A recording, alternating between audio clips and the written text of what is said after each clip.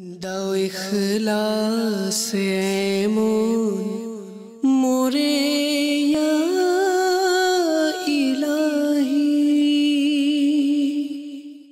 আলহামদুলিল্লাহি রাব্বিল আলামিন, আসসালাতু ওয়াসসালামু আলা সাইয়্যিদিল মুরসালিন, আম্মা বা'দ, ফাআউযু বিল্লাহি মিনাশ শাইতানির রাজীম। বিসমিল্লাহির রহমানির রহিম। আসসালাতু ওয়াসসালামু আলাইকা ইয়া রাসূলুল্লাহ ওয়া আলা আলিকা ওয়া সাহবিকা ইয়া হাবিবাল্লাহ। আসসালাতু ওয়াসসালামু আলাইকা ইয়া নবিয়াল্লাহ ওয়া আলা আলিকা ওয়া সাহবিকা ইয়া নূরাল্লাহ। কাছের দূরের সকল মাদানী চ্যানেলের দর্শককে আবারও সাদর আমন্ত্রণ জানিয়ে শুরু করছি অনুষ্ঠান পারিবারিক ও সামাজিক ব্যাধি। আলহামদুলিল্লাহ আজ্জা ওয়া জাল, এই অনুষ্ঠানে আমরা বিভিন্ন বিষয় নিয়ে আলোচনা করে থাকি, বিষয়বস্তুর উপর আলোচনা করে থাকি। আর এই বিষয়গুলোর উপর আমরা এই জন্য আলোচনা করি যাতে করে একটা পরিবার এবং একটা সমাজের যে সকল ব্যাধি অর্থাৎ খারাপ ব্যাধি আছে সেগুলো থেকে যেন আমরা পরিত্রাণ পেতে পারি। আর এই পরিত্রাণের মাধ্যমে একটা সুন্দর পরিবার, একটা সুন্দর সমাজ গঠন করার প্রয়াস আমাদের থাকে। আলহামদুলিল্লাহ আজ্জা ওয়া জাল, আমরা যদি পারিবারিক ও সামাজিক ব্যাধি অনুষ্ঠানটি থেকে আমরা মাদানী ফুল গ্রহণ করে তার উপর যদি আমরা আমল করতে পারি, ইনশাআল্লাহ আজ্জা ওয়া জাল আমাদের পরিবার সুন্দর হবে এবং একে অপরের ভালোবাসা মহব্বত এটা বৃদ্ধি পেতে থাকবে। আলহামদুলিল্লাহ মাদানী চ্যানেলের দর্শকবৃন্দ, আলহামদুলিল্লাহ আজকের যে বিষয়টি নেওয়া হয়েছে খুব একটি সুন্দর বিষয়। যে এই বিষয় যেটা আমাদের মন মানসিকতার বিপরীত, কিন্তু আল্লাহ তাআলা এবং তার প্রিয় হাবিব সাল্লাল্লাহু তাআলা আলাইহি ইসলামের পক্ষ থেকে এটা একটা বরকত, রহমত, কিন্তু আমাদের মন মানসিকতা থেকে এখন প্রায় এটা বিপরীত। তো আলহামদুলিল্লাহ যে বিষয়টি আজকে নেওয়া হবে সেটি প্রায় সবার সাথে নেই, সবাই এটার বিপরীতে যায়। তো আজকে এটার পক্ষ হয়ে আমরা কথা বলবো এবং এর ফজিলত, এর বরকত কি হতে পারে আর এর থেকে আমরা কি দুনিয়া আখিরাতের ফায়দা নিতে পারি সেই বিষয়ে কথা বলা হবে। জি, আজকের বিষয়টি হচ্ছে যৌথ পরিবার ব্যবস্থা।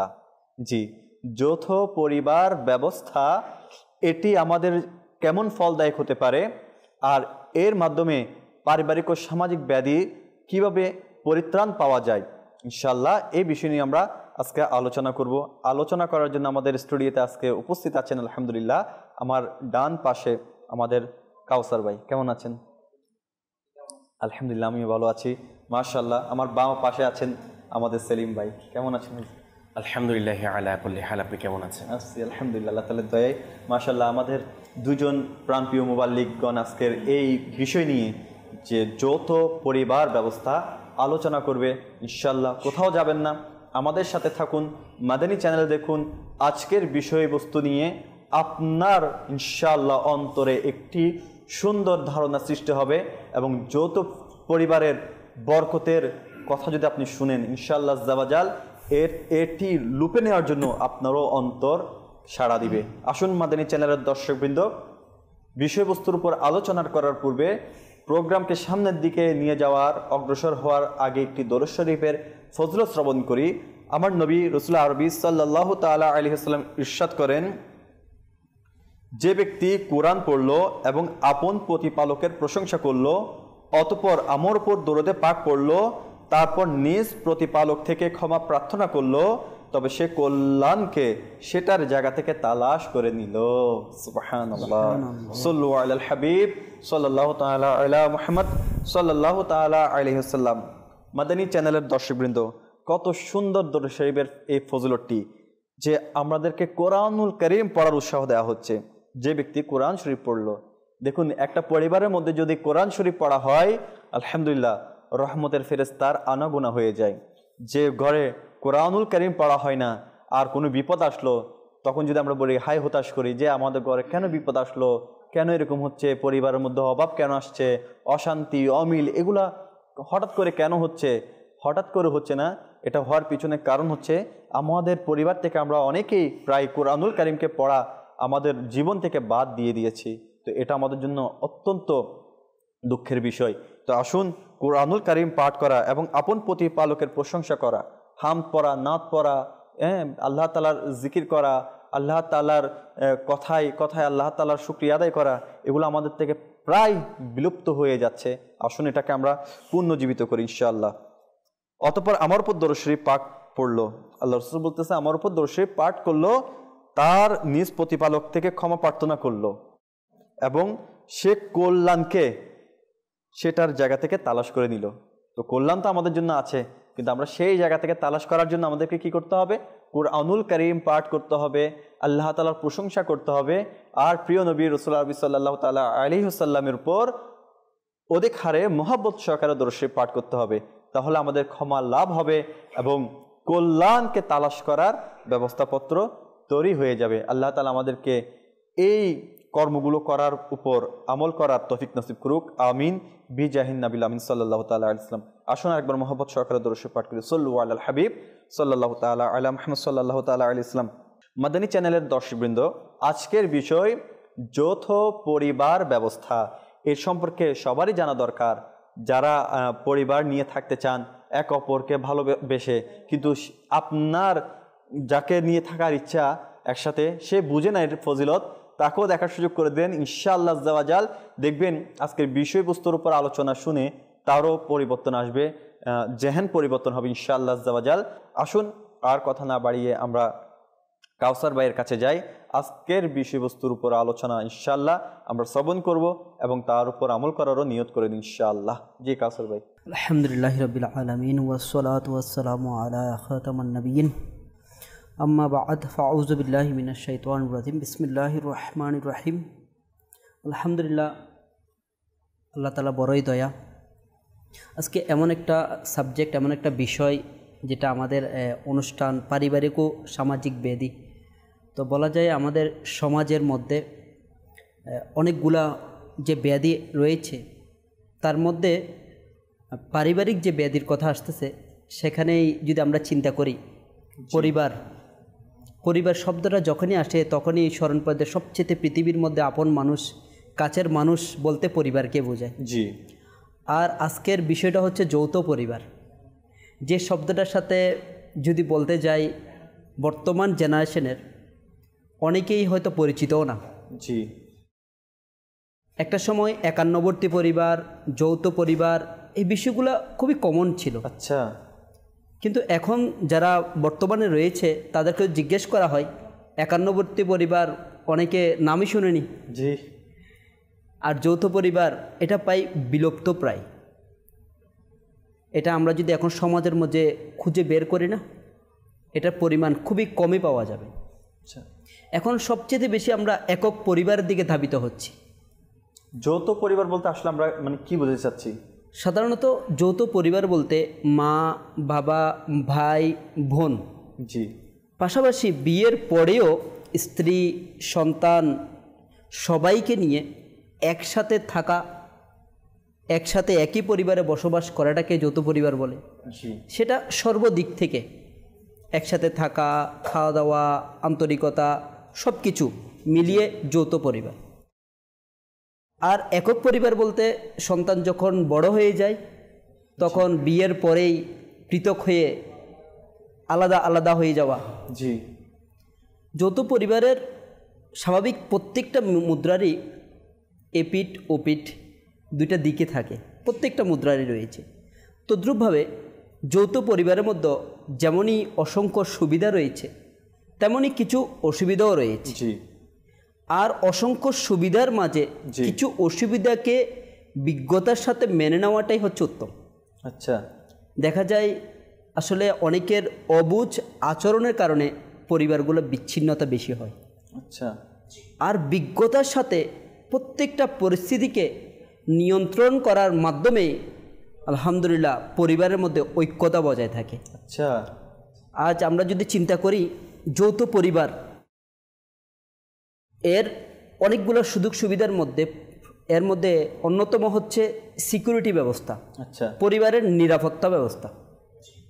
আজ আমরা যদি পৃথক হয়ে যাই, অনেক সময় দেখা যায় রিজিকের কারণে, জীবিকার কারণে অনেকে ভিন্ন অঞ্চলে চলে যায়, অনেকে বিদেশ চলে যায়। জি। তো পরিবারের মধ্যে প্রায় অনেকেই ওখান থেকে দূরেও যদিও বা যায়, যদি শুধুমাত্র স্ত্রী কিংবা মুষ্টিমেয় দুই একজন সদস্য থাকে, একটু নিরাপত্তাহীনতার মধ্যে ভোগে। জি। আর যখনই এটা যৌথ পরিবার, মা বাবা ভাই বোন সবার সাথে থাকে, তাহলে সে মানসিকভাবে সম্পূর্ণ নিজের পরিবারকে সবাইকে সিকিউরিটি মনে করে, নিরাপত্তা মনে করে। তদ্রূপভাবে যৌথ পরিবার মানুষের বিপদ মুসিবতের সময় যখন আমরা বিপদে পড়ি দেখুন তখনই আমাদের সবচেয়ে কাছের মানুষগুলো আমাদের বেশি কাজে আসে। অনেক সময় দেখা যায় আমার সন্তান অসুস্থ হয়ে পড়লো, এমনই হতে পারে ওই মুহূর্তে আমার স্ত্রী অসুস্থ হয়ে পড়লো, আচ্ছা, হয়ে যায় একই সাথে পরিবারের দুজন সদস্য। তো এখন দেখা গেল ওই ব্যক্তি তো কর্মের মধ্যে ব্যস্ত, এই মুহূর্তে যে এই বিপদের সময় কাউকে কাছে পাবে ওই সময় ওই সুযোগটা আর হয়ে ওঠে না। যদি যৌথ পরিবার হয় তাহলে দেখা যাবে অসুস্থ হোক যাই সমস্যা হোক না কেন সে যেখানেই আছে জীবিকা নির্বাহের জন্য নিশ্চিন্তে আছে, আমার পরিবারের অন্যান্য সদস্য রয়েছে, আমার মা রয়েছে, বাবা রয়েছে, চিকিৎসা ওনারা করাবেন। তো বলা যায় মুসিবতের ক্ষেত্রে সবচেয়ে বেশি। এছাড়া যদি আমরা খুশির দিক দিয়ে বলি, আনন্দ উৎসব পারিবারিক যেগুলো অনুষ্ঠান বলতেই ইজতিমায়ে বোঝায়। একক তো কোনো অনুষ্ঠান তেমন কোনো হয় না, তেমন আনন্দ অনুভবও হয় না। তো আমার ইজতিমাই অনুষ্ঠানের সবচেয়ে কাছের মানুষকে মানুষ সবচেয়ে বেশি কি প্রায়োরিটি দেয়। তাহলে যৌথ পরিবারের মধ্যে যে সকল অনুষ্ঠানগুলো হয়ে থাকে তাদের আনন্দের সময় যেমন অতি আনন্দ উপভোগ করার মধুময় করার সুযোগ থাকে, তদ্রূপভাবে বিপদের সময়ও সবচেয়ে আপন মানুষগুলোকে কাছে পাওয়া যায়। মাশাআল্লাহ। এখন আমাদের সমাজের মধ্যে আসলে আমরা যদি চিন্তা করি অনেকগুলা দিক রয়েছে যেগুলোর কারণে আমাদের পরিবারগুলো যৌথ পরিবারগুলো বিচ্ছিন্ন হয়ে একক পরিবারের মধ্যে চলে যাচ্ছে। জি ইনশাল্লাহ, এটা তো আমরা শুনবো বিস্তারিতভাবে। আমাদের চ্যানেল দর্শকবৃন্দ খুব সুন্দরভাবেই বললো একান্নবর্তী পরিবার বা যৌথ পরিবার এগুলোকে আমরা এখন বিতৃষ্ণা মনে করি বা একক পরিবারে আমরা থাকতে পছন্দ মনে করি, এটাকে আমরা ভেজাল মুক্ত মনে করি। অনেক সময় দেখা যায় যে মা বাবার সাথে থাকতে আমরা এটা বিরক্তবোধ মনে করি, মা বাবা থেকে দূরে সরে যাই। তো এভাবে আমাদের অনেক চিন্তাভাবনা আমাদের এসে যায়, অথচ এটা আমরা আমাদের জন্য সুফল নয়, বরঞ্চ আমাদের জন্য বিফল অর্থাৎ দুঃখ আমরা ডেকে নিয়ে আসি। কারণ দিনের বেলা তো যা থা, রাতের বেলায় যখন আমাদের অনেক ধরনের সমস্যা হতে পারে, কিন্তু যৌথ পরিবারে থাকলে এর একটি সুফল হচ্ছে যে আপনি সাহারা পাবেন। সবচেয়ে বড় জিনিস হচ্ছে সাহারা, সবচেয়ে বড় জিনিস হচ্ছে একটা মেন্টালি ডিপ্রেশন থেকে বের হয়ে আসার একটি সুযোগ আপনি পেয়ে যাবেন। তো সেই ক্ষেত্রে যৌথ পরিবারের ভূমিকা অপরিসীম। এটা ইনশাল্লাহ আমরা আরও বিস্তারিত আমরা সেলিম ভাইয়ের কাছ থেকে আলহামদুলিল্লাহ রাব্বিল আলামিন ওয়াসসালাতু ওয়াসসালামু আলা সাইয়্যিদিল মুরসালিন ওয়া আলা আলিহি ওয়া সাহবিহি আজমাইন। সর্বপ্রথম আল্লাহ পাকের দরবারে শুকরিয়া আদায় করছি যে মালিক রব্বুল আলামিন এই পরিস্থিতির মধ্যে মাদানী চ্যানেল বাংলা যে নেকির দাওয়াত পৌঁছিয়ে দেওয়ার জন্য মাদানী চ্যানেলের মাধ্যমে বিশেষ করে ধারাবাহিক অনুষ্ঠান পারিবারিক ও সামাজিক বেদি এর মাধ্যমে আজকের যে আলোচ্য বিষয় যৌথ পরিবার ব্যবস্থা, এই বিষয় নিয়ে আলোচনা করছেন এবং পৌঁছিয়ে দিচ্ছেন, এটার জন্য শুকরিয়া আদায় করছি। আলহামদুলিল্লাহ। মাশাআল্লাহ, আমার কসার ভাই তো খুব সুন্দরভাবে তুলে ধরেছেন যে যৌথ পরিবার বিষয়টা কেমন, এবং সংক্ষিপ্ত আলোচনা করেছেন যে বর্তমান সময়ে আমাদের সমাজের মধ্যে আমরা যৌথ পরিবারের চাইতে এক এক পরিবারের প্রতি বেশি ধাবিত হচ্ছি, এবং যৌথ পরিবার বলতে অনেকেই আমরা বুঝি না, জানি না এটা কি জিনিস। আশা দেখা যায় যৌথ পরিবার বলতে অনেকে অপছন্দও করি, মানে অনেকগুলি মানুষ থাকবে, ফ্যামিলি মেম্বার থাকবে। তো কিন্তু দেখেন ইসলাম এটা এমন একটি জীবন বিধান যে ইসলাম আমাদেরকে প্রত্যেকটা বিষয় সম্পর্কে দিক নির্দেশনা দিয়েছে, এবং ইসলাম শান্তির ধর্ম, এটা আমরা সবাই জানি। কসর ভাই দেখেন এবং মিরাজ ভাই দেখেন, যারা মাদানী চ্যানেলের দর্শক শ্রোতা আছেন ওনারা আমার এই কথার সাথে একমত হবেন, পোষণ করবেন যে আজকে আমরা যৌথ পরিবার যে ব্যবস্থা ওইখান থেকে আমরা পিছিয়ে কেন একক পরিবারের দিকে আমরা ধাবিত হচ্ছি। এটার কারণ হচ্ছে যে পারিবারিক যে বিষয়গুলি আছে এবং সামাজিক যে বিষয়গুলি আছে প্রত্যেকটা বিষয়ের ক্ষেত্রে ইসলাম আমাদেরকে দিক নির্দেশনা দিয়েছেন। কারণ আল্লাহ তাআলা বলেছেন যে আল-ইয়াওমা আকমালতু লাকুম দীনাকুম ওয়া আতমামতু আলাইকুম নি'মাতি ওয়া রাদিতু লাকুমুল ইসলাম দীনা। অর্থাৎ এই আয়াতে মুবারাকার মধ্যে আল্লাহ তাআলা ইরশাদ করছেন যে আজ আমি তোমাদের জন্য তোমাদের দিনকে পরিপূর্ণ করে দিলাম, তোমাদের জন্য তোমাদের দিনকে পরিপূর্ণ করে দিলাম, এবং তোমাদের উপর আমার অনুগ্রহ সম্পূর্ণ করলাম, আর তোমাদের জন্য ইসলামকে দিন মনোনীত করলাম। অপর একটা আয়াতের মধ্যে আল্লাহ তাআলা ইরশাদ করেছেন যে ইন্নাদ দীনা ইনদাল্লাহিল ইসলাম, নিশ্চয়ই ইসলাম ধর্ম হচ্ছেন আল্লাহ পাক রব্বুল আলামিনের মনোনীত ধর্ম। আচ্ছা, এরপর আরেকটি আয়াতে মুবারাকার মধ্যে সূরা নিসা এর ১ম নম্বর আয়াতের মধ্যে আল্লাহ তাআলা ইরশাদ করছেন বিসমিল্লাহির রহমানির রহিম ওয়াত্তাকুল্লাহাল্লাযী তাসাআলুনা বিহি ওয়াল আরহাম ইন্নাল্লাহা কানা আলাইকুম রাকিবা। অর্থাৎ আল্লাহ তাআলা ইরশাদ করছেন এবং আল্লাহকে ভয় করো যার নাম নিয়ে তোমরা এক অপরের কাছে চাও, এবং আত্মীয়তার প্রতি সজাগ দৃষ্টি রাখো, নিশ্চয়ই আল্লাহ তাআলা সর্বদা তোমাদেরকে দেখছেন। দেখেন, এই আয়াতে মুবারাকার মাধ্যমে আমরা যদি চাই, ইচ্ছা করি, অনেক কিছু শিখতে পারি। অনেক কিছু পয়েন্ট আমরা যৌথ পরিবারের যে এটা কেমন একটা নিয়ামত আমাদের জন্য, মুসলমান জাতির জন্য, আমাদের সমাজের জন্য, সেটা আমরা বুঝতে পারব। এবং আল্লাহ তাআলা এখানে বলেছেন যে তোমরা সজাগ দৃষ্টি রাখো। প্রথমে বলেছেন আল্লাহ তাআলাকে ভয় করার জন্য, এবং আমরা এক অপরের কাছে যে চাই, আল্লাহ তাআলার নাম নিয়ে চাই তো চাই। এবং আল্লাহ তাআলা বলেছেন যে আত্মীয়তার প্রতি যেন সজাগ দৃষ্টি রাখে। দেখেন, এই বিষয়টার উপর আমল তখনই হওয়াটা সহজ হবে, আসান হবে, যখন একজন মানুষ তার ফ্যামিলি মেম্বার যারা আছে, একটা ফ্যামিলির মধ্যে বাবা আছে, মা আছে, ভাই বোন আছে, বিবাহের পরে স্ত্রী সন্তান থাকে, যে আদারওয়াইজ সব কিছু মিলে যখন যে চাই যে এটার উপর সে আমল করুক, যে তার আত্মীয়ের প্রতি সজাগ দৃষ্টি রাখুক, তার ভাইয়ের প্রতি সজাগ দৃষ্টি রাখুক, সুন্দর দৃষ্টি রাখুক, সে তার মা বাবার প্রতি ভালো একটা উত্তম খেয়াল রাখুক, দৃষ্টি রাখুক, তাহলে তার উচিত হচ্ছে তার মন মানসিকতা এটি তৈরি করা যে যৌথ পরিবার নিয়ে থাকা। কারণ যে শুরুতে আমার কৌসর ভাই বলেছেন, আপনিও বলেছেন, যৌথ পরিবার মানে একসাথে থাকা। যেমন একটা মার কাছে ছেলে 4টা বা 3টা, দেখেন যখন ছোট তখন ওই মা যৌথ একসাথে থাকে, এক পাতিলে খায়, এক চুলায় রান্না হয়। কিন্তু যখন একজন ছেলে বড় হয়ে যায়, তখন বিবাহ করার পর তার মেন্টালি এটা চিন্তা চলে আসে যে আমি আলাদা হয়ে যাব।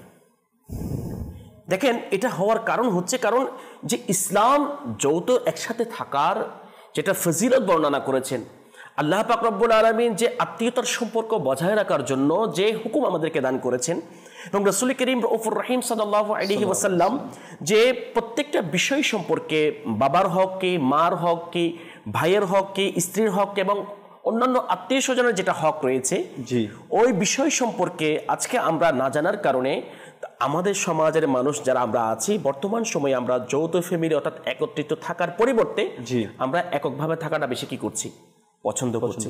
সেই জন্য যে আল্লাহ তাআলার দয়া পাওয়ার জন্য এবং আত্মীয়তার সম্পর্ক বজায় রাখার জন্য উত্তম একটি মাধ্যম হচ্ছে যৌথ পরিবার। মাশাআল্লাহ, সুবহানাল্লাহ। মাদানী চ্যানেল দর্শকবৃন্দ, কত সুন্দরভাবে আমাদের সেলিম ভাইয়ের, কাউসার ভাই আমাদেরকে যৌথ পরিবারের সম্পর্কে বুঝিয়ে দিয়েছেন। আলহামদুলিল্লাহ। দেখুন, মা বাবা সন্তানদেরকে নিয়ে থাকতে পছন্দ করেন এবং মা বাবা চায় সন্তানরা একসাথে থাকুক, কিন্তু ইসলামিক জ্ঞান না থাকার কারণে আমাদের মধ্যে যখন পরিবার ভাড়তে থাকে, তখন আমরা এক অপরের পরামর্শ, কি বলবো, এটা নেগেটিভ বলবো না পজিটিভ বলবো, আপনারাই ধরে নিন, কিন্তু পরামর্শ এমন হয় যে আলাদা হয়ে যাওয়ার জন্য।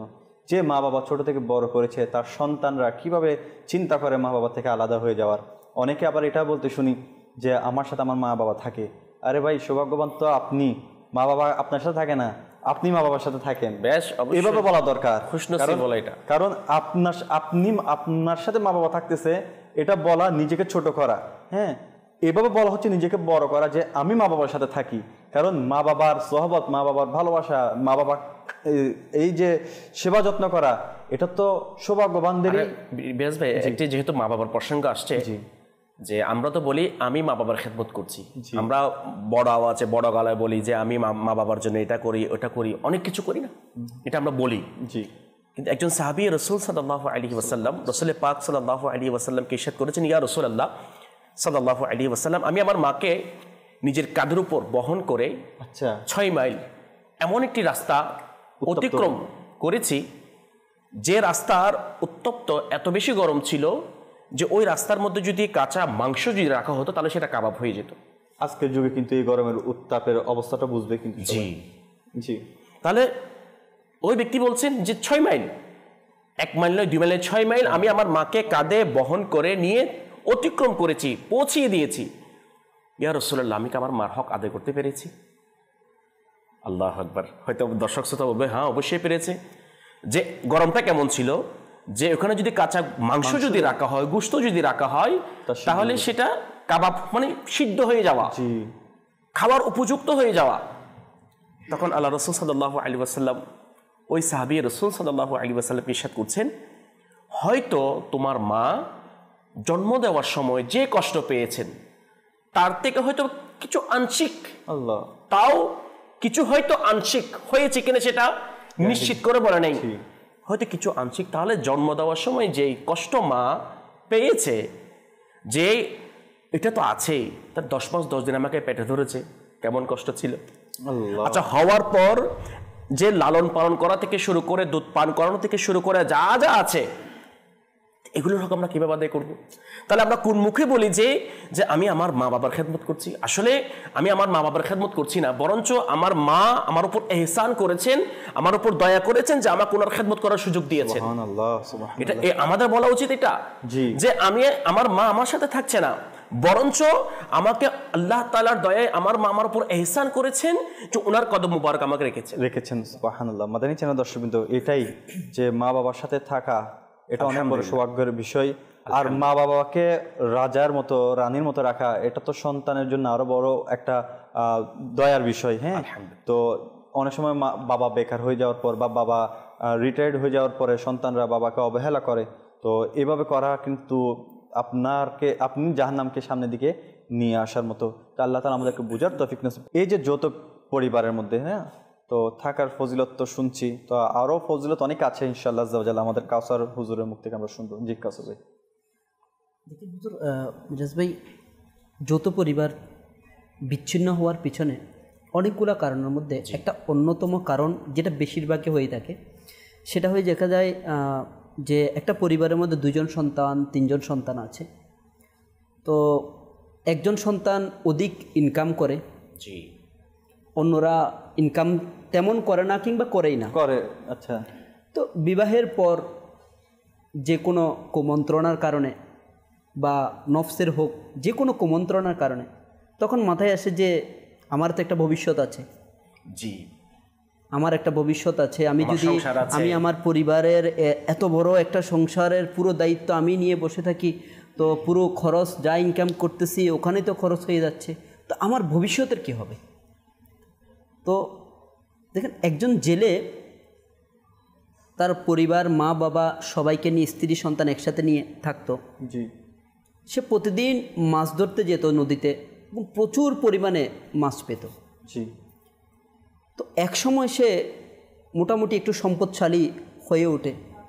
তার মধ্যে যে কোনো কারো কুমন্ত্রণার মাধ্যমে চিন্তা আসলো যে তার সন্তানদের জন্য তো কিছু ভবিষ্যৎ আছে, তাদের জন্য তো ভবিষ্যতে কিছু সেভিংস করা দরকার। পুরো সম্পদে যদি মা বাবা ভাই বোন পুরো পরিবারের মধ্যে ব্যয় করে তাহলে কিভাবে হবে? ওই জেলে ওই চিন্তাভাবনা থেকে মা বাবা থেকে পৃথক হয়ে গেল, পৃথক হয়ে আলাদা ঘর করে আলাদা সংসার করা শুরু করলো। এর পরের দিনই সে যখন নদীতে জাল ফেলতে গেল, আচ্ছা, দেখা গেল আগের তুলনায় মাছ খুবই কম আসলো।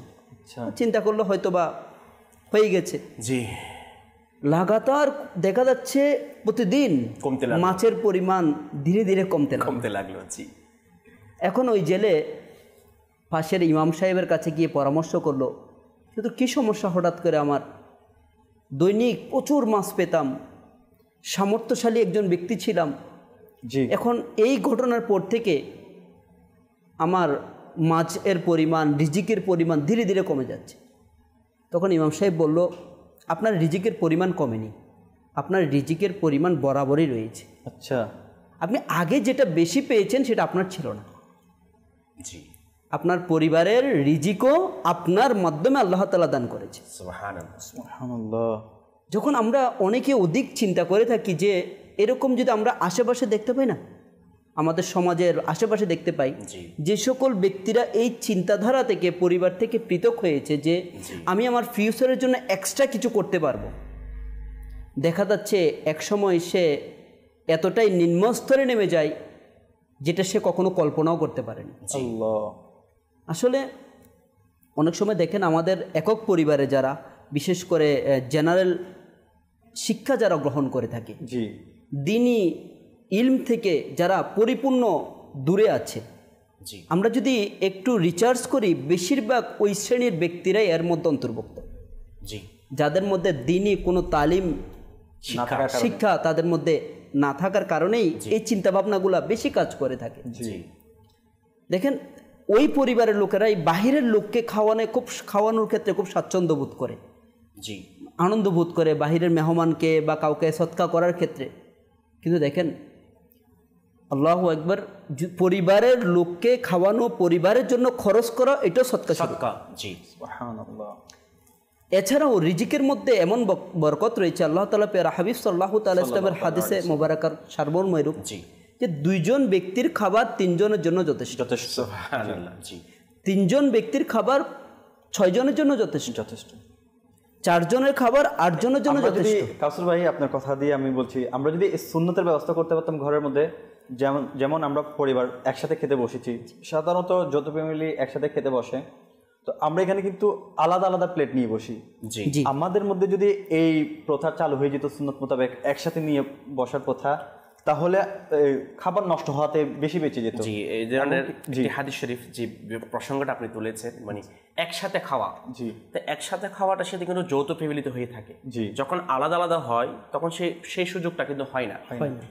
ইবনে মাজাহ শরীফের 4 নম্বর খণ্ডের মধ্যে একটি হাদিস শরীফ নকল করেছেন ইসলামের দ্বিতীয় খলিফা হযরত সাইয়েদনা আমিরুল মুমিনিন ওমর ফারুক আযম রাদিয়াল্লাহু তাআলা আনহু ইরশাদ করছেন, আল্লাহ পাকের সর্বশেষ এবং সর্বশ্রেষ্ঠ নবী সাল্লাল্লাহু আলাইহি ওয়াসাল্লাম ইরশাদ করেন, সবাই একসাথে খাও, সবাই একসাথে খাও, আলাদা আলাদা খেও না। কেননা বরকত একতাবদ্ধতার সাথে হয়ে থাকে। অর্থাৎ আলাদা আলাদা খেলে এর মধ্যে কোনো কি থাকবে না, বরকত থাকবে না। যখন একসাথে খাওয়া হবে তখন আল্লাহ তাআলা সেখানে বরকত দান করবেন। আচ্ছা, আরেকটি হাদিস শরীফ আবু দাউদ শরীফের মধ্যে হযরত সাইয়েদুনা ওয়াহসি বিন হারব রাহমাতুল্লাহি তাআলা আলাইহি তার দাদাজান থেকে রাদিয়াল্লাহু তাআলা আনহু থেকে বর্ণনা করেন, সাহাবায়ে কেরাম আলাইহিম রিদওয়ান রাসূল করিম রাউফুর রহিম সাল্লাল্লাহু আলাইহি ওয়াসাল্লাম এর দরবারে আরজ করলেন, ইয়া রাসূলুল্লাহ সাল্লাল্লাহু আলাইহি ওয়াসাল্লাম, আমরা খাবার তো খাই কিন্তু পরিতৃপ্ত হয় না। খাবার খায় কিন্তু পরিতৃপ্ত হয় না, এর কারণ কি? তখন রাসূল করিম রাউফুর রহিম সাল্লাল্লাহু আলাইহি ওয়াসাল্লাম ইরশাদ করলেন, তোমরা কি আলাদাভাবে খাও? তাদেরকে প্রশ্ন করলেন, তোমরা কি আলাদা আলাদা করে খাও? তখন আরজ করলেন, জি হ্যাঁ, আমরা আলাদা আলাদা খাই। তখন রাসূল করিম রাউফুর রহিম সাল্লাল্লাহু আলাইহি ওয়াসাল্লাম ইরশাদ করলেন, একত্রিত হয়ে বসে খাবার খাও এবং বিসমিল্লাহ পাঠ করে নিও, তোমাদের জন্য খাবারের বরকত দেওয়া হবে। সুবহানাল্লাহ। তাহলে দেখেন, এই যে একত্রিত খাবার যদি বরকত হয়, তাহলে আমরা যদি 4 ভাই বলেন, 5 ভাই বলেন, যাই বলেন, ফ্যামিলি মেম্বার সবাইকে নিয়ে যদি একত্রিত থাকি, তাহলে যে আমার কাউসার ভাই যে ঘটনাটা বলেছেন, যে ওই জেলের ঘটনা, যে সে যখন একত্রিত ছিল, একসাথে ছিল, তখন মাছ বেশি পেয়েছিল, যখন আলাদা হয়ে গেল তখন কমে গেল, অর্থাৎ বরকত শূন্য হয়ে গেল। অর্থাৎ তার রিজিকে যা আছে তাই সেটা আসছে। অর্থাৎ প্রথমত সেই মেহরুম হলো থেকে, বরকত থেকে। দ্বিতীয়ত হচ্ছে সেই তার মাধ্যমে যে একটি নেকির কাজ হচ্ছে। দেখেন, আমার মাধ্যমে কারো রিজিক আল্লাহ তাআলা যদি ব্যবস্থা করে দেয়, এটা কি উত্তম কাজ নয়? আসলে এটা আকলের বিষয়। আসলে জ্ঞান না থাকার কারণে অনেকে এটা বোঝে না যে পরিবারের একজনের মাধ্যমে আল্লাহ তাআলা সবার রিজিক দান করছেন। একজনকে বলতে শুনেছিলাম যে আমার মা যখন জীবিত ছিল তার ওষুধের জন্য আমার 10,000 টাকার মতো খরচ যেত। আমার মা ইন্তেকাল করেছে, কিন্তু ওই 10,000 টাকা আমি কোনো বরকতই পাচ্ছি না, ওই 10,000 টাকা আমি দেখতেছি না, আমি জমাতেও পাচ্ছি না, কোথায় চলে যাচ্ছে। তো সেই জন্য আল্লাহ তাআলা বান্দার সাথে 500 বছর আগে কিন্তু তার রিজিকের ব্যবস্থা করে দিয়েছে, কারো না কারোর মাধ্যমে সেটা আসবে। সেজন্য আমাদের উচিত, রিজিকের মালিক তো আমরা না, আল্লাহ তাআলা রিজিকের মালিক। সেজন্য মাদানী চ্যানেল দর্শকবৃন্দ, আমাদের উচিত যে যৌথভাবে থেকে একসাথে মানে নেকি হাসিল করা, যে সেলিম ভাইটা যেটা বললো কার মাধ্যমে নেকি হাসিল হচ্ছে আল্লাহ ভালো জানে। তো এই নেকিটা কেন নিজের থেকে মেহরুম করে দিবেন। তো আল্লাহ তাআলা আমাদেরকে যৌথ পরিবারের সাথে মিলেমিশে থেকে নেকি হাসিল করার, পরস্পর মিলিত থাকার, ভালোবাসা, প্রীতীয় ভালোবাসা জড়িয়ে একসাথে থাকার তৌফিক নসিব করুক। আমাদের চ্যানেল দর্শকবৃন্দ, যে এখন আমাদেরকে কলগুলো শুনিয়ে দিন। আমার নাম মোহাম্মদ জাহাঙ্গীর আত্তারি, অস্টারাম থানা, জেলা কিশোরগঞ্জ। জি, মাদানী চ্যানেলে ধারাবাহিক অনুষ্ঠান পারিবারিক ও সামাজিক বিধি, এই অনুষ্ঠানটি অনেক সুন্দর, অনেক কিছু শেখা যায়। আজকের বিষয় যেহেতু পরিবার ব্যবস্থা, এখান থেকে আমরা অনেক কিছু শিখতে পারবো ও জানতে পারবো। আমার জন্য দোয়া করুন। ইনশাআল্লাহ, দোয়া তো অবশ্যই থাকবে।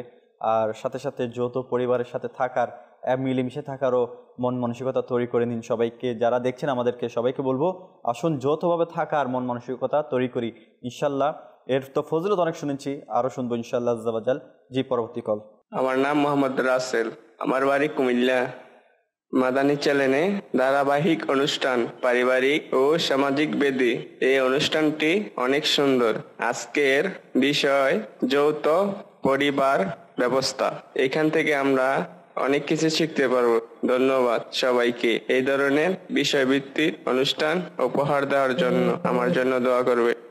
আল্লাহ তাআলা আপনার সকল বৈধ আশা তামান্নাকে পূরণ করুক। আপনাকেও অসংখ্য ধন্যবাদ। জি, পরবর্তী কল। আমার নাম মোহাম্মদ সরওয়ার, আমার বাড়ি চট্টগ্রাম। আজকের অনুষ্ঠান পারিবারিক ও সামাজিক বেদি, বিষয় যৌথ পরিবারের জীবন ব্যবস্থা। এখান থেকে আমরা অনেক কিছু শিখতে পারবো, জানতে পারবো। হুজুরের কাছে আমরা কিভাবে যৌথ পরিবারে থাকতে পারবো এই সম্পর্কে কিছু মাদানী ফুল দিলে অনেক খুশি হতাম। জি, ইনশাল্লাহ মাদানী ফুল চলছে, আরও দেওয়া হবে ইনশাল্লাহ। মনোযোগ দিয়ে ইনশাল্লাহ মাদানী চ্যানেল দেখতে থাকুন এবং আমাদের সাথেই থাকুন। যে পরবর্তী কল। আমার নাম আহমদ আল জামি। আজকের মাদানী চ্যানেলের সাপ্তাহিক অনুষ্ঠান পারিবারিক ও সামাজিক বেদি, বিষয় নেওয়া হয়েছে যৌথ পরিবার জীবন ব্যবস্থা। হুজুরের কাছে জানতে চাচ্ছি যৌথ পরিবার কেমন হয়, একটি আদর্শ যৌথ পরিবার গঠন করার মূল ভিত্তি কি কি, এ সম্পর্কে জানিয়ে দিলে খুব খুশি হয়। জি, ইনশাআল্লাহ। আর কল থাকলে শুনিয়ে দিন ইনশাআল্লাহ। পরবর্তী। কিশোরগঞ্জ ডিস্ট্রিক্ট থেকে বলছি, গাজীপুর থানা। আমার নাম মোহাম্মদ আঙ্গুর মিয়া। আমি আপনাদের এই চ্যানেলটা মনোযোগ সহকারে দেখতেছি। মাশাআল্লাহ, সবাই কল দিচ্ছেন, আলহামদুলিল্লাহ। আমি বলবো, দেখুন, যৌথ পরিবারের সম্পর্কে তো আমরা অনেক কথা শুনেছি, যে যৌথ পরিবারের বরকত শুনেছি। আসলে যৌথ পরিবার আমরা থাকতে চাই, কিন্তু থাকা কেন হয় না, কেন থাকা হয় না মাদানী চ্যানেল দর্শকবৃন্দ? এই জন্য যে আমরা অনেক সময় বিরক্ত বোধ করি যৌথ পরিবারে থাকলে, যে একে অপরের আচরণ ভালো লাগে না, কর্ম ভালো লাগে না, এক অপরের মনে করেন পাক ঘরের কথা একটা বললাম, যে পাক ঘরে কাজ করছে, একজনের কাজ ভালো লাগলো, একজনের কাজ ভালো লাগলো না, সে কারণে আলাদা হয়ে যাব। খেতে বসেছি, সে বেশি খেয়ে ফেলতেছে, আমি কম খাচ্ছি, সেজন্য আলাদা হয়ে যাব। কিছু আনলাম, বাচ্চা একজন নষ্ট করলো, আরেকজন নষ্ট করলো না, বা এই নষ্ট করতেছে, মা বাবা ডাক দিচ্ছে না, এই জন্য আলাদা হয়ে যাব। এরকম অনেক সমস্যার কারণে আমরা কি করি, যৌথ পরিবার থেকে আলাদা হয়ে যাই। তো কাউসার ভাই, মিরাজের সাথে আমি বিষয়টা বাচ্চাদের কথা যেটা আছে, এখন আমরা এই কথার দিকে যাব, যে আমরা সমস্যার কারণে যেহেতু যৌথ পরিবার থেকে আলাদা হয়ে যাই, এই সমস্যা থেকে যদি আমরা কি করতে পারি, পরিত্রাণ পেতে চাই, পরিত্রাণ, এবং কি এটা যদি সবর করি, আমাদের জন্য ফায়দা কি হবে। যৌথ পরিবারের যেটা বাচ্চাদের বিষয়ে আপনি বলছেন, জি, আসলে যৌথ পরিবারের মধ্যে হাকিকতে একটা কারণ তো আছে, ওই মন মানসিকতা। আর একটা সবচেয়ে বেশি যেটা হয়ে থাকে বাচ্চাদের মধ্যে একটু কি হয়, স্বাভাবিক ঝগড়া বিবাদ হয়েই থাকে। তো এক পর্যায়ে বাচ্চাদের ওই ঝগড়াটা গড়াতে বড়দের পর্যায়ে পৌঁছাতে এমন পর্যায়ে পৌঁছে যায় যেটা সংসার বিচ্ছিন্ন করার পর্যায়ে পৌঁছে যায়। আসলে এই ক্ষেত্রে যে আমরা চিন্তা করি না, বাচ্চারা বাচ্চামি করে নাই, এখানে বড়রাই বাচ্চামি করে বসে আছে। কেননা বাচ্চারা দেখতে পাই আমরা, এরা অনেক কঠিন ঝগড়া করেছে, 5 মিনিট, 10 মিনিট, সর্বোচ্চ 20 মিনিট, এর মধ্যে পুনরায় আবার একত্রিত হয়ে গেছে, আবার এদের মধ্যে খেলছে, আবার ওটুট, কিছুই হয়নি। এরা আমাদেরকে মেসেজ দিচ্ছে, শিক্ষা দিচ্ছে, এটাকে যৌথ পরিবার বলে। বাচ্চাই আমাদেরকে শিক্ষা দিচ্ছে যে আমাদের মধ্যে চলতে গেলে, খেলতে গেলে আমাদের ঝগড়া বিবাদ হবে, কিন্তু এই ঝগড়া বিবাদটা রাখার টাইম হচ্ছে সর্বোচ্চ 10 মিনিট, সর্বোচ্চ 20 মিনিট। এরপরে আমরা সব কিছু ভুলে পুনরায় আবার আমরা এক হয়ে আমরা সংসার চালাবো। এই শিক্ষাটা বাচ্চারা বড়দেরকে দিচ্ছে, কিন্তু বড়রা সেই জায়গায় কি ভূমিকা রাখছে? বাচ্চাদের ভূমিকা। বাচ্চামি যেটাকে আমরা বলি, অবুঝ কাজ যেটাকে আমরা বলি, ওই অবুঝ কাজটা কিন্তু বড়রাই করে বসে। সামান্য বিষয়টা বাচ্চারা যেটা 20 মিনিট আগে করেছে, এটাকে 20 বছর পর্যন্ত দীর্ঘায়িত করে।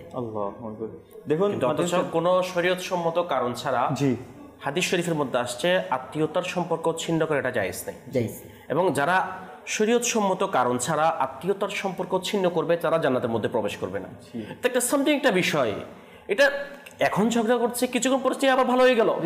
দেখুন 5 আঙ্গুল কিন্তু এক না, এক না। জি, আমাদের মতের অমিলন থাকতেই পারে। এখন দেখা যাচ্ছে মতের অমিল থাকলে আমরা আলাদা হয়ে যাওয়ার চিন্তা করছি, বা কিছু সেভিংস হবে মনে করে যে আমি আলাদা হলে সেভিংস হবে।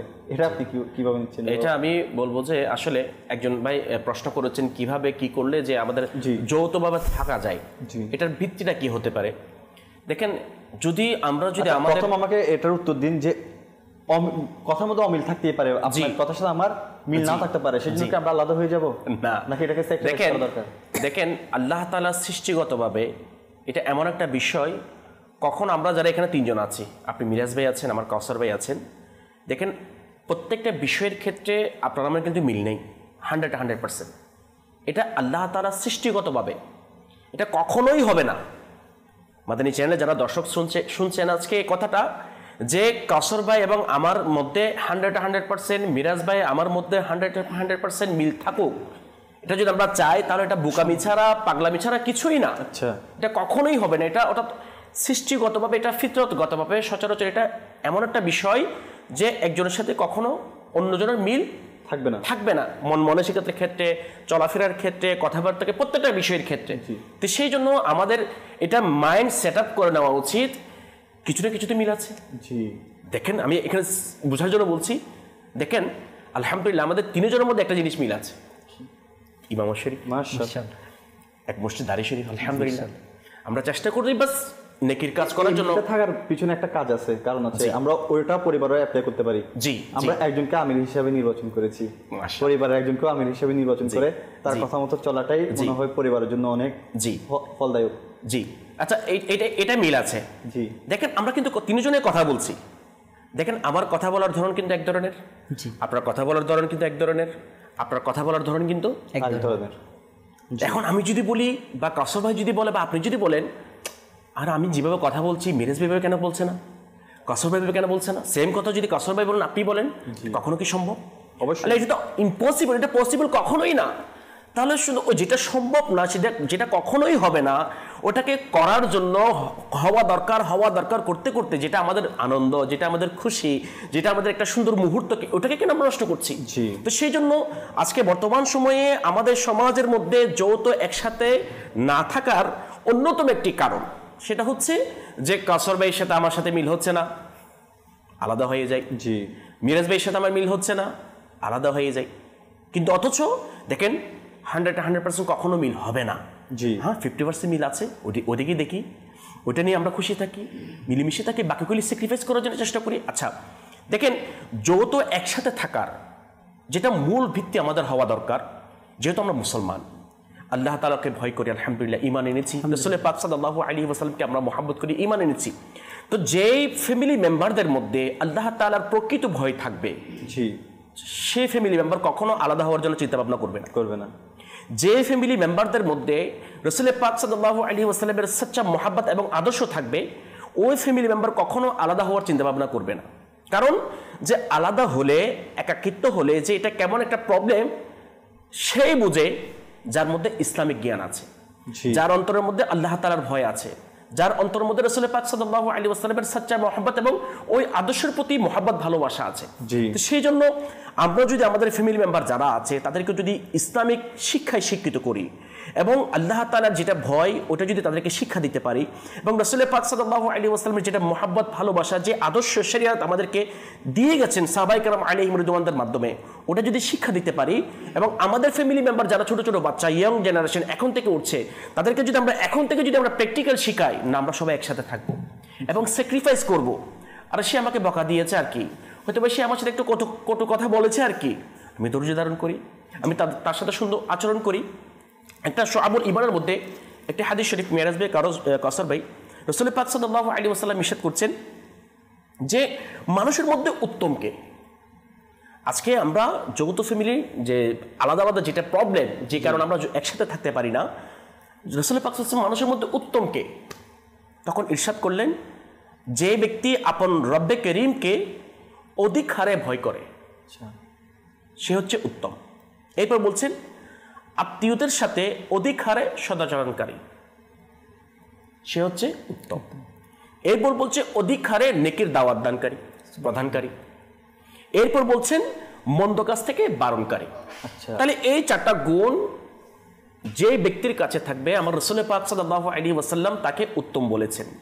এখন আমরা একসাথে থাকলে কেউ আমার সাথে খারাপ আচরণ করেছে, কোনো না কোনো বিষয়ে মিস্টেক হয়েছে, 19-20 হয়েছে, কিন্তু আমি যদি তার সাথে সদাচরণ করতাম, সদাচরণ কি, তাকে যদি মাফ করে দিতাম, তাকে যদি ঠিক আছে সরি, কিন্তু ভুল তার, আমি যদি বলি ঠিক আছে সরি আমাকে মাফ করে দে, তাহলে ওই সময় মুহূর্তটা সে কিছুক্ষণ পরে হলেও কিন্তু বুঝতে পারবে না ভুল তো আমার ছিল। ভুল কার ছিল? আমার ছিল। তাহলে আমি যদি সরি জিনিসটা বলি এবং নিজে ক্ষমা চাই, মাফ চাই, তাহলে দেখা যাচ্ছে যে সে আমার সাথে কিছুক্ষণ পর আবার ঠিক হয়ে গেল, আব্বাই সরি বুঝি না, আসলে ভুলটা আমার ছিল। তাহলে স্যাক্রিফাইস করার মন মানসিকতা এবং যে ক্ষমা করার মন মানসিকতা এবং ইসার করা, নিজের খুশিকে অন্যের জন্য কি করা, ইসার করা।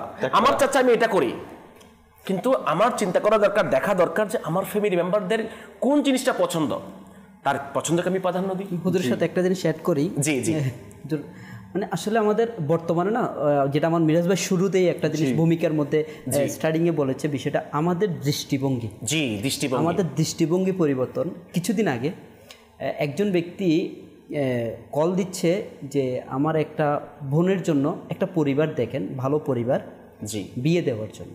জি, তো ভালো পরিবারের জন্য ওনার চাহিদাগুলো হচ্ছে পরিবার সিম্পল হতে হবে, জি জি, খুব ছোটখাটো হতে হবে, খুব ছোটখাটো হতে হবে, সিম্পল। তো বড় জোর একজন ভাই বোন থাকতে পারে, নাও থাকতে পারে, জি, মা বাবা না থাকলেও সমস্যা নেই, রিকোয়ারমেন্ট।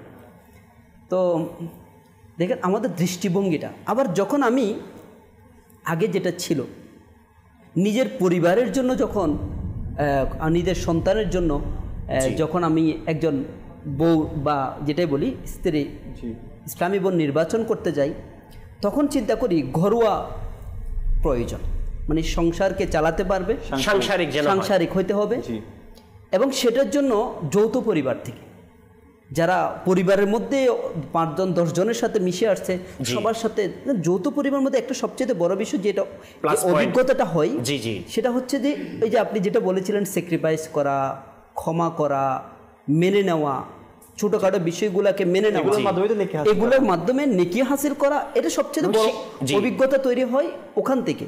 জি, অপরদিকে চিন্তা করি, প্রত্যেকটা ব্যক্তি চিন্তা করে আমার বার্ধক্যকালে, বৃদ্ধ অবস্থায় যখন আমি নিঃসঙ্গ হয়ে যাব, আচ্ছা তখন যেন আমার একজন সাহারা। নিঃসঙ্গের কথা যখন বলেছেন, একটা কথা বলি, ফরেন কান্ট্রিতে, ওয়েস্টার্ন কান্ট্রিতে আমি যেটুকু অভিজ্ঞতা অর্জন করেছি, ওইখানে সবে একটা করে কুকুর পালে।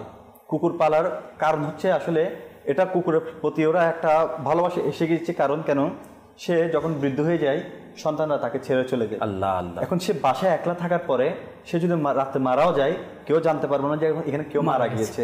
সেজন্য একটা কুকুরকে সাথে রাখা হয়, যাতে তার কোনো ক্ষতি হলে, কোনো সমস্যা হলে কুকুরের যাতে আওয়াজে মানুষ প্রতিবেশী আসতে পারে। তাহলে দেখেন এরা কেমন নিঃসঙ্গ জীবনযাপন করছে, যৌথ ফ্যামিলির থেকে একে অপরের পরস্পর আলাদা হয়ে যাওয়ার কারণে। হুজুর, এটাই তো মানে কার চাওয়া না এটা, যে আমি বৃদ্ধকালে আমার সঙ্গী হোক, আমাকে সাহারা দেনওয়ালা হোক, আমার কাছে থাকুক। এই জিনিসটা আমি যেমন চাচ্ছি, তদ্রুপ বাবা আমার বাবা মাও তো চেয়েছিল।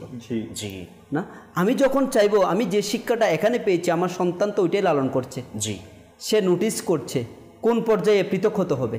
জি, সে সেই আচরণটাও আমার সাথেই করছে। যেমন আমি আমার মা বাবাকে নিঃসঙ্গ করে দিচ্ছি, তদ্রুপভাবে আমার সন্তান আমাকে নিঃসঙ্গ করে দিবে। আর কিছু দৃষ্টিভঙ্গি হচ্ছে এমন পরিবারের মধ্যে কাজকর্ম নিয়ে, জি, ভাগাভাগি করা, কাজের ভাগাভাগি। আমি মানে এই মনে করেন একটা পরিবারের মধ্যে দুজনকে বিয়ে করালো, এখন একজনে স্ত্রী বেশি কাজ করছে, অপর স্ত্রী কাজ খুবই কম করছে। আচ্ছা একটু যদি চিন্তা করি, অপর স্ত্রী কাজ কম করছে, কত পার্সেন্ট করছে? ইনি 70% করছে, উনি 30% করছে। জি, মেনে নিলাম উনি 30% করছে, উনি 70% করছে। এখন সে যদি পৃথক হয়ে যায়, ওই কাজটাকেই ওই ঘরওয়ালি বা ওই পুত্রবধূ 100%ই করা লাগবে। জি, যেটা 30% সাপোর্ট পেত, এখন সেই জায়গায় 100% প্রত্যেকটা কাজকে তাকেই সামাল দিতে হবে। তা আসলে এই বিষয়গুলো হচ্ছে আমাদের দৃষ্টিভঙ্গি থেকে। জি, আমরা যদি আমাদের দৃষ্টিভঙ্গিগুলো একটু পাল্টাই, আর সবচেয়ে বড় বিষয় হচ্ছে যেটা আমার মিরাজ ভাই যেটা বলছে, আমির বা কর্তৃত্ব মেনে নেওয়া।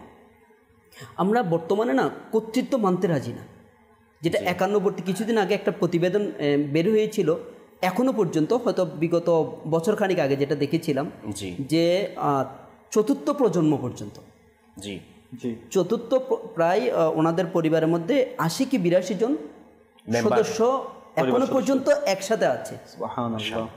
আর পুরো বাংলাদেশ সবাই যারাই দেখতেছে সবাই ওনাদেরকে কি দিচ্ছে, বাহবা দিচ্ছে, মোবারকবাদ দিচ্ছে।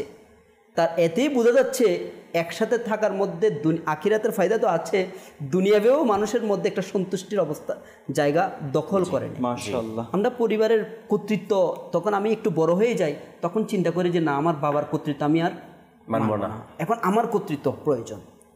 এখন ওই ইন্টারনালি দেখা যাবে আমার স্ত্রী ইন্টারনালিভাবে ওনার কর্তৃত্বই বজায় রাখার চেষ্টা করবে। জি, তো এই প্রক্রিয়ার কারণে আমরা যখন আসলে অন্যের কর্তৃত্বকে মানা, বড়দেরকে সম্মান করা, ছোটদেরকে স্নেহ করা, এই বিষয়গুলো যখন আমাদের থেকে চলে যাবে, জি, যে ধৈর্যের পাশাপাশি বড়দেরকে সম্মান, বড়দের কথার উপর লাভবাহিক বলা, জি, আর ছোটদেরকে আদর মহাব্বত দেওয়া, ভালোবাসা দেওয়া, আর ছোটরা এই বিষয়গুলো ব্রেনের মধ্যে ক্যাচ করবে, এগুলো ওনাদের মাথার মধ্যে স্মৃতি হয়ে থাকবে। ওনারা দেখা যাবে একটা সময়ে দাদুর প্রতি, যেটা নাতি বলি, এনাদের যে স্পেশাল একটা মহব্বত ছিল, এখন তো পরিচয় নেই, দাদু কোথায় আর নাতি কোথায়। তো আমাদের মধ্যে আসলে এই বিষয়গুলো দৃষ্টিভঙ্গি কিন্তু আমরা একটু এখানের মধ্যে একটা জিনিস বলবো যে ডিপ্রেশন, একলা থাকা তো অনেক ডিপ্রেশন এসে যায়, তো ডিপ্রেশন সুসাইড টেন্ডেন্সি কিন্তু বাড়িয়ে দেয়। তো আমাদের উচিত ডিপ্রেশন এখন প্রতিটি ঘরে ঘরে, ডিপ্রেশন মানসিক এই যে একটি চিন্তা, মানসিক একটি বোঝা, এটা সবার ঘরে ঘরে। এই ডিপ্রেশন থেকে মুক্তির একটা উপায়, সেটা হচ্ছে যৌথ পরিবারে একসাথে থাকা। তো আল্লাহ তাআলা আমাদেরকে যৌথ পরিবার নিয়ে একসাথে মিলেমিশে থাকার তৌফিক নসিব করুক। তো আলহামদুলিল্লাহ আমাদেরকে অনেকে কমেন্ট করেছেন, আসাদ আত্তারি কমেন্ট করেছেন, গিয়াসউদ্দিন আত্তারি কমেন্ট করেছেন, ইউসুফ ভাই কমেন্ট করেছেন, শওকত কাদেরী আত্তারি কমেন্ট করেছেন, মাশাআল্লাহ আরও অনেক ইসলামিক কমেন্ট করেছেন। তো এগুলো আসলে টেকনিক্যাল প্রবলেমের কারণে শো হচ্ছে না।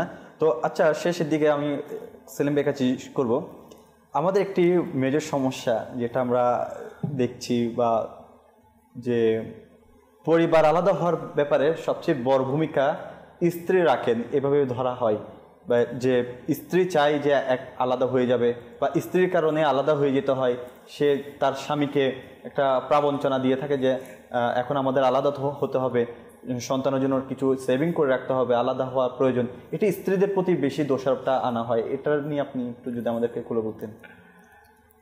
আসলে আমাদের সমাজের মধ্যে একটি প্রবাদ বাক্য আছে, সংসার সুখী হয় রমণীর গুণে।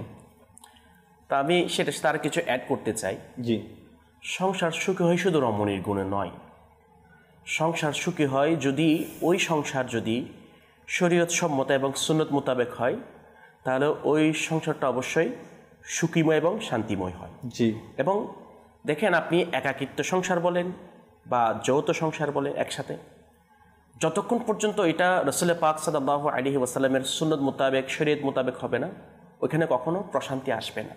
হয়তো আমরা দুনিয়াবী ক্ষেত্রে ক্ষণিকের জন্য কিছু প্রশান্তি হয়তো লাভ করতে পারি, কিন্তু প্রকৃতপক্ষে সেটা ক্ষণিকের জন্য, কিন্তু সেটা আখিরাতে আমরা এটার কোনো প্রতিদান পাবো না। আচ্ছা দেখেন, এই বিষয়টা অনেক সময় ক্ষেত্রে হয়ে থাকে, এক হাতে কখনো তালি বাজে না। দেখেন, দোষ কিন্তু উভয়জনের। আর শরীয়তের দৃষ্টিতে সৃষ্টিগতভাবে ইসলামী ভন্ডা যারা মহিলা একটু তারা দুর্বল হয়ে থাকে, তাদের বিবেক, বুদ্ধি, চিন্তাধারাও কিছু কি হয়ে থাকে, পুরুষের তুলনায় কম হয়ে থাকে। এটা সৃষ্টিগতভাবে, এটা আল্লাহ তাআলা বলেছেন, রাসূল পাক সাল্লাল্লাহু আলাইহি ওয়াসাল্লাম বলেছেন। তো যেহেতু একজন মহিলা এই কথাটা বলেছেন, কেন বলেছেন সে বুঝে নাই, হয়তোবা শয়তানের দোকায় পড়ে বলেছেন, হয়তোবা দুনিয়ার কোন একটা ফাঁদে পড়ে, যেটা ওই সেভিংয়ের কথা বলেছেন, আমার ছেলে সন্তান আছে, তাদের ভবিষ্যৎ কি হবে, সেই কথাটা চিন্তা করে বলেছেন। আচ্ছা, এই কথাটা বলার অন্যতম একটি কারণ সেটা হচ্ছে আল্লাহ তাআলার প্রতি তাওয়াক্কুল না থাকা। আল্লাহ, আজকে বর্তমান সময়ে আমরা যৌথ পরিবার বা একসাথে না থাকার অন্যতম কারণ যে আমাদের তাওয়াক্কুল নেই। আমি মনে করছি, বা যিনি ইসলামী মনে করছেন যে আমার হাজব্যান্ডের টাকা যদি অন্যান্য ফ্যামিলি মেম্বার যারা আছে তাদের জন্য যদি খরচ করে ফেলে, তাহলে আমার সন্তানের ভবিষ্যৎ কী হবে, আমার ছেলের আমার মেয়ের ভবিষ্যৎ কী হবে, বা আমার ভবিষ্যৎ কী হবে, সেটা আমরা চিন্তা করছি। কেন করছি? কারণ আল্লাহ তাআলার প্রতি তাওয়াক্কুল নাই। কিন্তু অথচ আল্লাহ তাআলা বলেছেন ফ্যামিলি মেম্বারদের জন্য খরচ করা এটাও ইবাদত, এটাও সাদকা। আর যারা আল্লাহ তাআলার রাস্তায় খরচ করে আল্লাহ তাআলা তাদেরকে বাড়িয়ে দেন। আল্লাহ তাআলা কখনো কমান না, বাড়িয়ে দেন। তাহলে এই বিষয়টা যদি তাহলে ইসলামী মন জানতো, তাহলে কখনো বলতো না যে কি আমরা আলাদা হয়ে যাই। এবং অনেক সময় দেখা যায় যে স্ত্রী বলল, সে তো অবুঝ, সে আমার চাইতে কম বুঝে, কিন্তু আমি তো বুঝতাম, আমি কেন তার কথা শুনলাম? আচ্ছা, স্ত্রী আমাকে বলেছে আর কি, কিন্তু আমি তো তার গার্জিয়ান ছিলাম। মুসলিম সমাজের মধ্যে ফ্যামিলি মেম্বারদের মধ্যে যারা প্রধান থাকেন তারা হচ্ছে পুরুষরা। জি, তা আমি তো পুরুষ, তো বোঝার ছিলাম, আমি কেন তার কথা শুনেছি? তাহলে এক হাতে কখনো তালি ভাজে না। অর্থাৎ সে বলেছেন, হয়তো না বুঝে বলেছেন। তা আমি যেহেতু পুরুষ, আমি বুঝি, আমার উচিত ছিল তাকে বোঝানো। জি, এবং তাকে এখানে একটা দৃষ্টিভঙ্গি আমাদের প্রবলেম আছে, সেটা হচ্ছে কি, দেখেন বিয়ে, সন্তানকে বিয়ে করানোর আগে কি পরিবারের মধ্যে ছোটখাটো ঝগড়া বিভেদ হয়নি? অবশ্যই হয়েছে। মায়ের সাথে, বোনের সাথে, ভাইয়ের সাথে, বাবার সাথে কি হয়নি? অবশ্যই হয়েছে। হয়েছে, অভিমান হয়েছে, আবারও একত্রিত হয়েছে। তো এখানে দেখা যায় যখন বিয়ে করিয়ে ফেলি তখন মাইন্ডের মধ্যে সেট আপ হয়ে যায় যত প্রবলেম বাহির থেকে যে এসেছে তার মানে দৃষ্টিভঙ্গি, আগে সব কিন্তু মেনে নিয়েছি। প্রবলেম ছেলে ছিল না, বুঝে নাই, বাবার ছিল, আচ্ছা উনি তো বাবা, হয়তো বয়স্ক মানুষ, বুঝতে পারেনি। আচ্ছা বোনের ছিল, সে তো ছোট, বুঝতে পারেনি। সব কিছুর ক্ষেত্রে আমাদের বুঝটা ঠিকই চলে আসে, কিন্তু যখন বাহির থেকে যখন আসে তখনই আমাদের দৃষ্টিভঙ্গিটা চেঞ্জ হয়ে যায়। যত আমার পরিবারের মধ্যে আগে সব ঠিক ছিল, যত প্রবলেম তৈরি হয়েছে এখন বিয়ের পর থেকে ছেলে পাল্টে গিয়েছে। এখানে একটা দিক। আবার অপর দিক হচ্ছে হাকিকতে কিছু স্ত্রী এমন আছে পরিবারে আসার পর থেকেই আসলে অমিলগুলো তৈরি করে, কুমন্ত্রণা দান করে। এখানে একটা বিষয়, আমরা যদি নিম গাছ লাগিয়ে আম আশা করি, ফল আশা করি, তাহলে এটা আমাদের বোকামি হবে। আমি কি ছেলেকে বিয়ে করানোর সময় নেককার স্ত্রী তামান্না করেছিলাম? দিনদার। আমার চাওয়া কি দিনদার, নেককার, আমলদার ছিল, এলমে দিনওয়ালা ছিল, যে পরিবারকে সুন্নত মোতাবেক চলাবে। আপনি যেটা বলেছিলেন খৌফে খোদা, আল্লাহ তাআলার ভয় থাকা, হ্যাঁ, আমলদার হওয়া, এটা কি আমরা চার্জ করেছিলাম? করিনি। আমরা অন্য যেগুলো চার্জ করছি ওটাই আমাদের সাথে অ্যাপ্লাই হচ্ছে। আসলে সবচেয়ে বড় কথা হচ্ছে যে আগো কোনো কিছু ঠিক ছিল না, কিন্তু স্যাক্রিফাইস করেছি। তো বাহির থেকে যে এসেছে, সে আসার পর আমরা স্যাক্রিফাইস করাটা ভুলে গিয়েছি, স্যাক্রিফাইস করতে চাই না। বা যে বাহির থেকে এসেছে সে তার ঘরে কিন্তু স্যাক্রিফাইস করেছে, কিন্তু এখানে এসে স্যাক্রিফাইস করতে চাচ্ছে না। তো সেই জন্য আমি বলবো যে শাশুড়িকে মায়ের মতো দেখুন, আর শাশুড়িকে বলবো স্ত্রীকে মেয়ের মতো দেখুন, ছেলের বউকে। ছেলের বউকে, কারণ ছেলের বউকে মেয়ের মতো দেখুন। মেয়ে যখন ভুল করেছে, আপনি স্যাক্রিফাইস করেছেন, সেটাকে আপনি ক্ষমা করে দিয়েছেন। তো আপনার ছেলের বউ যদি কিছু করে থাকে, ক্ষমা করে দিন। আবার ছেলের বউকে বলবো যে আপনার মা যখন আপনার সাথে এইভাবে রাগ করেছে, বড় মানুষ করতেই পারে, আপনি মা ভেবে আলাদা তো আর হননি, মাফ করে দিয়েছেন, বা আপনি নিজেই মার খেয়ে কি করেছেন, সান্ত্বনা দিয়েছেন, মাকে বুঝিয়েছেন। তো এভাবে নিজের শাশুড়িকেও বোঝানোর চেষ্টা করুন। ইনশাল্লাহ পুরুষরা তো সারাদিন থাকেই ব্যস্ত কাজে, পরিবার চালানো, এদেরকে এসে এক্সট্রা টেনশন আমরা না দিয়ে পরিবারকে সুন্দর রাখি। দেখবেন যে একটা আপনার হাজব্যান্ড যদি বাসায় আসে, আপনাদের মিল মহব্বত দেখে, তার অন্তর আর খুশি হয়ে যাবে। না হয়তো তাকেও আপনারা ডিপ্রেশনে ফেলে দিবেন, অফিসে গিয়েও ডিপ্রেশনে পড়বে, ঘরে এসেও ডিপ্রেশনে পড়বে, পরিবারের মধ্যেও শান্তি পাবে না, অফিসেও শান্তি পাবে না, তো তার রোগ বাড়তে থাকবে। আর একটা কথা বলেছিলেন কাউসার ভাই, কাজ নিয়ে ভাগাভাগি, যে কাজ কম করবে তার রোগ বেশি হবে, আর যে কাজ বেশি করবে তার রোগ কম হবে। তো সুতরাং নিজেকে ফিট রাখার জন্য হলো কাজ করুন। ইনশাআল্লাহ ভাই বোন দুজন যদি পরিবার মধ্যে স্ত্রী আসে, আপনার কাজকে ডিভাইডেড করে দিন। ইনশাআল্লাহ সকালে, রাত্রে, সন্ধ্যায় মিলেমিশে কাজ করুন, শরীরও ঠিক থাকবে, মাইন্ড ফ্রেশ থাকবে। বসে থাকলে অলস মস্তিষ্ক শয়তানের কারাগার, আপনাকে শয়তান কি দিতে থাকবে? প্রবঞ্চনা দিয়ে থাকবে। কাজের মধ্যে ব্যস্ত থাকুন, পরিবার নিয়ে সুন্দর মতো থাকুন। অবসর সময় কি করবেন? দরজ দিবেন ইনশাআল্লাহ।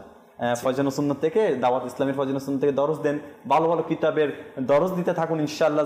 মিলেমিশে দরজ দিন পরিবারের মধ্যে। অনেক মিল মহব্বত বেড়ে যাবে। সবচেয়ে বড় কথা হচ্ছে অবসর সময়ে বা যে কথা নিয়ে স্টাডি না করে পারিবারিকভাবে আপনারা ইসলামিক কথা নিয়ে স্টাডি করুন, ইনশাআল্লাহ দেখবেন অনেক মিল মহব্বত বৃদ্ধি পাবে এবং আল্লাহ তাআলার রহমত অজরে ইনশাআল্লাহ আপনাদের কাছে বৃষ্টির মতো পড়তে থাকবে। সাথে সাথে আপনারা এভাবে ডিভাইডেড করুন যে আমরা কোরআন শরীফ খতম দিব, আপনি এক পারা আসে এক পারা এক পারা পরে আপনারা এটা এই সিলসিলাটাও জারি রাখতে পারেন। ইনশাআল্লাহ দেখবেন বরকত কাকে বলে, বরকতের জন্য আর শান্তির জন্যই তো আলাদা হতে চাচ্ছেন, এভাবে না করে বরকত আর শান্তির জন্য একসাথে হয়ে ইবাদত করুন, দেখবেন আল্লাহ তাআলা অফুরন্ত বরকত নসিব করবে। তা আল্লাহ তাআলা আমাদেরকে বুঝার এবং আমল করার তৌফিক নসিব করুক। আগামী এই পর্বটি ইনশাআল্লাহ আগামী পর্ব আবারও দেখার অনুরোধ জানিয়ে সকলের সুস্থতা কামনা করে আজকে এই পর্যন্ত। সকলে সুস্থ থাকুন, ভালো থাকুন, স্বাভাবিক জীবনযাপন করুন, মাদানী চ্যানেল দেখতে থাকুন। একসাথে যৌথভাবে থাকার আল্লাহ তাআলা তৌফিক নসিব করুক, যৌথভাবে থাকার মন মানসিকতা সৃষ্টি করুন। সাল্লু আল হাবিব সাল্লাল্লাহু তাআলা আলা মুহাম্মদ সাল্লাল্লাহু তাআলা আলাইহি ওয়াসাল্লাম। দাও ইখলাস এমন মোরে ইয়া